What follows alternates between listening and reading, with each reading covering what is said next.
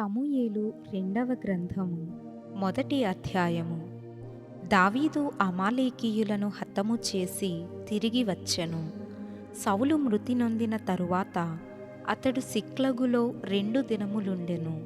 3వ దినమున బట్టలు చింపుకొని తల మీద బుగ్గి పోసుకొనిన యొక్కడు సౌలు నొద్దనున్న దండులో నుండి వచ్చెను.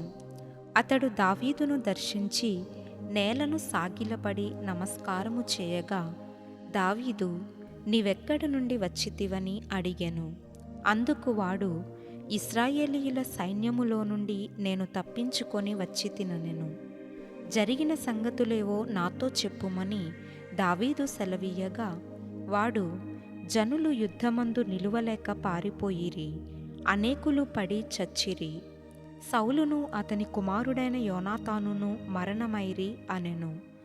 సౌలును అతని కుమారుడైన యోనాతానును మరణమైరని నీకెలాగు తెలిసినది అని దావీదు వానినడుగగా, వాడిట్లనెను, గిల్బోవా పర్వతమునకు నేను అకస్మాత్తుగా వచ్చినప్పుడు సౌలు తన ఈటె మీద ఆనుకొనియుండెను. అతడు రథములును రౌతులును తనను వెనువెంట తగులుచుండుట చూచి వెనుక తిరిగి నన్ను కనుగొని పిలిచెను. అందుకు, చిత్తము నా ఏలినవాడా అని నేనంటిని. నీవెవడవని అతడు నన్నడుగగా, నేను అమాలేకీయుడనని చెప్పితిని. అతడు, నా ప్రాణము ఇంకా నాలో ఉన్నది గాని తల త్రిప్పు చేత నేను బహు బాధపడుచున్నాను. నీవు నా దగ్గర నిలువబడి నన్ను చంపుమని సెలవీయగా, ఇలాగు పడిన తరువాత అతడు బ్రతుకడని నేను నిశ్చయించుకొని అతని దగ్గర నిలిచి అతని చంపితిని. తరువాత అతని తల మీదనున్న కిరీటమును హస్త కంకణములను తీసుకొని నా ఏలిన వాడవైన నీ యొద్దకు వాటిని తెచ్చియున్నాను అనెను. దావీదు ఆ వార్త విని తన వస్త్రములు చింపుకొనెను. అతని యొద్దనున్న వారందరూ అలాగున చేసి సౌలును యోనాతానును యెహోవా జనులును ఇశ్రాయేలు ఇంటివారును యుద్ధములో కూలిరని వారిని గూర్చి దుఃఖపడుచు ఏడ్చుచు సాయంత్రము వరకు ఉపవాసముండిరి.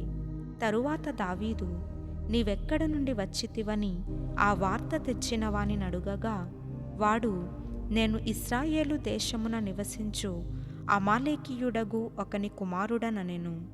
అందుకు దావీదు, భయపడక యెహోవా అభిషేకించిన వానిని చంపుటకు నీవేళ అతని మీద చెయ్యి ఎత్తితివి? యెహోవా అభిషేకించిన వానిని నేను చంపితినని నీవు చెప్పితివే. నీ నోటి మాటయే నీ మీద సాక్ష్యము గనుక నీ ప్రాణమునకు నీవే ఉత్తరవాదివని వానితో చెప్పి తన వారిలో ఒకని పిలిచి, నీవు పోయి వాని చంపుమనగా అతడు వానిని కొట్టి చంపెను. యూదా వారికి అభ్యాసము చేయవలెనని దావీదు సౌలును గూర్చియు అతని కుమారుడైన యోనాతానును గూర్చియు ధనుర్గీతమొకటి చేసి దానిని బట్టి విలాపము సలిపెను. అది యాషారు గ్రంథమందు లిఖింపబడి ఉన్నది. ఎట్లనగా, ఇశ్రాయేలు, నీకు భూషణమగువారు నీ ఉన్నత స్థలముల మీద హతులైరి.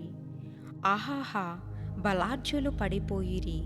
ఫిలిస్తీయుల కుమార్తెలు సంతోషింపకుండునట్లు, సున్నతి లేని వారి కుమార్తెలు జయమని చెప్పకుండునట్లు ఈ సమాచారము గాతులో తెలియజేయకుడి. అష్కెలోను వీధులలో ప్రకటన చేయకుడి. గిల్బోవా పర్వతములారా, మీ మీద మంచైనను వర్షమైనను ప్రథమ ఫలార్పణకు తగిన పైరుగల చేలైనను లేకపోవునుగాక. బలాఢ్యుల డాళ్ళు అవమానముగా పారవేయబడెను. తైలము చేత అభిషేకింపబడని వారిదైనట్టు సౌలు డాలును పారవేయబడెను. హతుల రక్తము ఒలికింపకుండా, బలాఢ్యుల క్రొవ్వును పట్టకుండా యోనాతాను విల్లు వెనుక తీయలేదు. ఎవరినీ హతము చేయకుండా సౌలు కత్తి వెనుక తీసినది కాదు. సౌలును యోనాతానును తమ బ్రతుకునందు సరసులుగాను నెనరు గలవారుగాను ఉండిరి.